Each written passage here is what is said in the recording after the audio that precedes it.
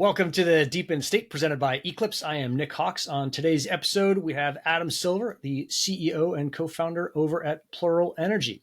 This episode is sponsored by Eclipse Labs. If you're pushing the limits of what's possible on chain, you should build your own rollup with Eclipse. We'll have a little bit more on them later in the show. And before we get right into this thing, remember to hit the like and subscribe button. That alerts you to when the next episode drops and helps us keep bringing great guests like Adam onto you. Adam, welcome to the show, man.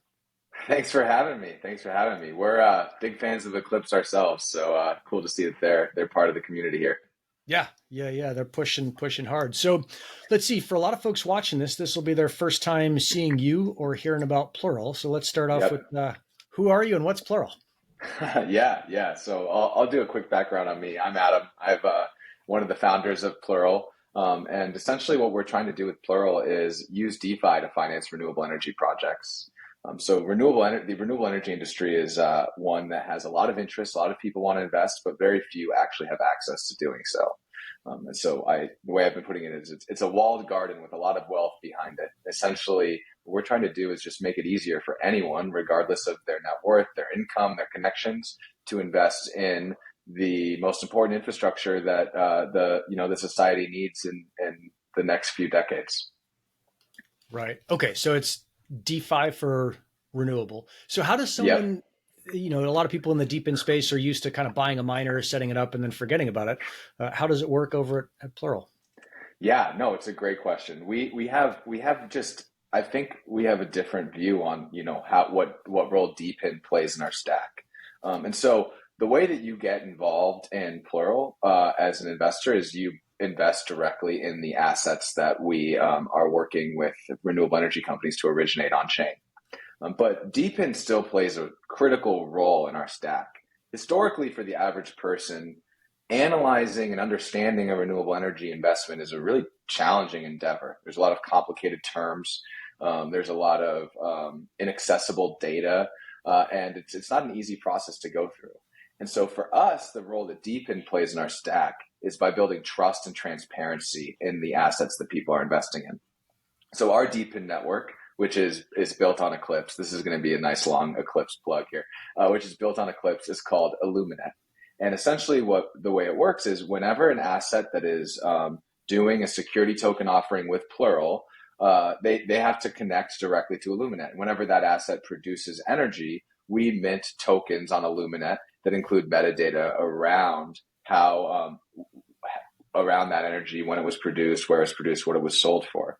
And so these kind of like proof of production tokens are available for anyone who wants to invest in Plural assets to analyze and understand and simplify, everything that goes into renewable energy investment. Love it. Now, it sounds like these sound a lot more like securities than utility tokens. And you even brought up the word security token. Does this mean that these are going to be security tokens? Help me understand that. Yeah, great question. So, unlike, we have a lot of tokens within our ecosystem. And that's just a belief of mine as a founder, is that tokens are a tool in your toolkit that can do a lot of things. And so our asset partners, the renewable energy companies that we work with that own solar fields and wind farms, what they do is we'll work with them to create a security token. So that token, yes, is a security. It's registered with the SEC. It goes through a Reg A filing process. Then we have this other token, which is our proof of production tokens, which are Lumen. We call them lumens. And those are not securities. Those are essentially just tokens that represent energy produced. In the future, though, those tokens will be backed by renewable energy credits and carbon credits. So whenever an asset produces renewable energy, they get a renewable energy credit, and the investors could burn their lumens in exchange for a renewable energy credit that they can use to offset their own energy use. So right now we have a mix of tokens. The ones that are representing equity ownership in the project, those are securities registered with the SEC, but the lumens are not, and they're part of the broader DePIN play. Got it. Oh, super cool. It's a neat little bridge between kind of the regular world and certainly the blockchain world. Now, can you participate if you're not an accredited investor? Do you have to have any kind of, is there any gates to jump through? Yes, you can participate. No, Okay. there are no gates or restrictions on accredited investors. So you do have to KYC because we do register with regulators, like all assets. Every investor has to be a KYC investor, but there's no minimum, there's no proof of income. People can invest however much they want in clean energy. And so I think we're really excited about it. And I think, you know, you and I talked about this before offline, where there's just this interesting thing that we're doing that's just a little different than DePIN projects, where the token incentivized, I think we talked about how it used to be called TIPIN, or token Yep. incentivized physical infrastructure networks. Yep. And for us, we're not using the lumens or the DePIN tokens to incentivize participation, but we're using like true capital formation economics around how does a renewable energy project form capital? Well, if they join our network, they're able to form capital more easily. That's their incentive. And then investors can participate and earn all these tokens by investing in high yield bearing assets like renewable energy projects. And so it's a little bit of a different twist. And the role that DePIN plays for us is all about making sure that we can build trust and transparency into the product. Love it. Love it. God, there's a lot going on there. Okay, Yeah. so let's get back to that in just a minute. One of the super cool parts about doing this show is we get to talk to a ton of projects across the space, including the back end nerdy stuff that helps deepen projects like yours. You guys are already using Eclipse, and that is today's show sponsor. Eclipse Labs are a customizable roll-up provider deploying app-specific chains for several deepen projects. They allow you to pick your virtual machine, your base layer, and additional customizations to enable new functionality for your DApp. Super cool stuff. They are committed to helping projects build out on deepen. Check them out at eclipse.builders and check the card above for a link to an interview we did with them if you haven't seen it already. So you guys are using Eclipse. Walk me through is the plan to tokenize real world securities and put them on chain, or create new assets that are security tokens? What's going on there? So Eclipse is where we use our DePIN network, and I'm sure anyone could go listen to Neil's interview, and he would be able to speak to this much better than I can. But as a customer of Eclipse, essentially the problem that we have is, our assets are always producing energy, and well, at least when the sun is shining. During the day, yeah, and there's not, even on the cheapest layer two or roll up. It would be very expensive for us to provide the trusted and transparency that we wanted to provide in our DePIN network. And so what Eclipse gives us is basically the trust and security of an Ethereum level blockchain, but also the throughput of AWS or Web 2 type stack, which is absolutely required for our project, because we need to be minting tokens every minute of every day. And even fractions of a cent of a gas cost would kill the entire network. So Eclipse is hugely important to us, and a big part of what we do. Dig it.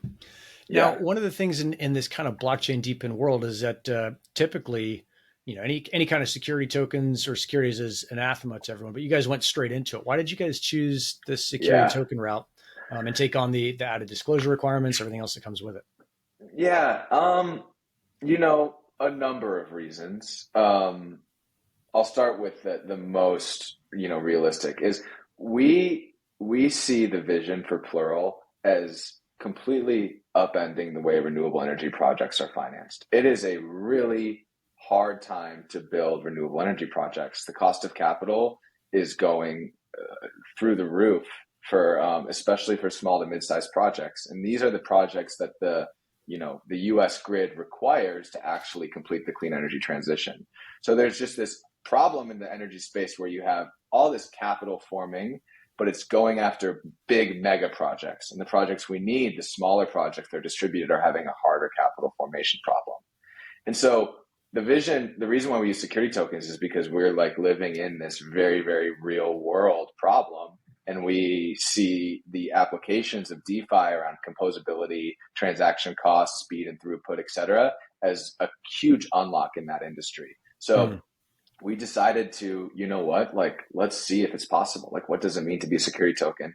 And the dirty little secret is it was much easier to figure out than we thought. There's a lot more players in the stack required, and I definitely don't recommend it for everyone. And I definitely super clear, do not think that most of the assets floating around the crypto ecosystem are securities, but the ones that we work with definitely are. And so we follow the existing policies for that. Cool. I mean, it sounds to me like it's you do extra work and get some kind of competitive advantage out of that, which is, so it's always what we want to do is and work harder for a better product. And I will say this, anyone out there who's thinking about building in the regulated crypto space, definitely shoot me a note, reach out, adam@pluralenergy.co. I'm happy to share everything we've learned. And we're also part of a community of a number of other different projects that are launching security tokens that, and we're working on making all of the technology that we've built as internal teams a public good to share amongst each other and other security token founders, because we just don't believe that in crypto, regulation should ever be anyone's moat. Like, we think that these are things that could be solved in a public good.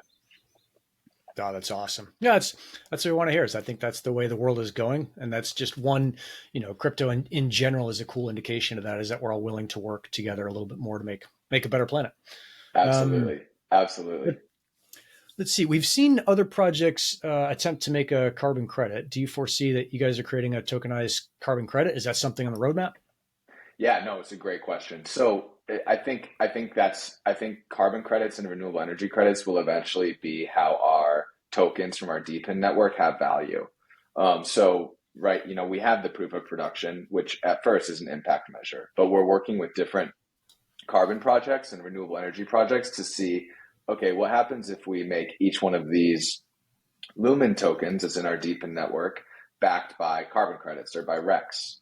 And so that's definitely part of the roadmap. And essentially what it comes down to is, in some cases, the projects that we work with at Plural, like the renewable energy projects, in some cases, they already have a carbon or renewable energy credit monetization. And the last thing we want to be doing is contributing to this problem around double dipping, double counting of a lot of these assets. So in the cases where that's not happening, we will be embedding carbon and renewable energy credits into the network as well, which we're really excited about, because that's a huge opportunity to use blockchain to build trust, transparency, and better accountability around the carbon and renewable energy credit markets. It's rad. It's rad to hear. Yeah. I mean, one of the cool things about just doing this whole goldhawks consultancy thing is we get to talk to so many people who are experts in their space, and I always like learning about what's going on from the expert themselves. So it's always been a pleasure, and it's been a pleasure to get to talk to you. As we wrap this thing up, let's talk about what do you guys expect to happen over, I don't know, the next, say, 3, 6, or 12-month period? Kind of what do they look like for Plural?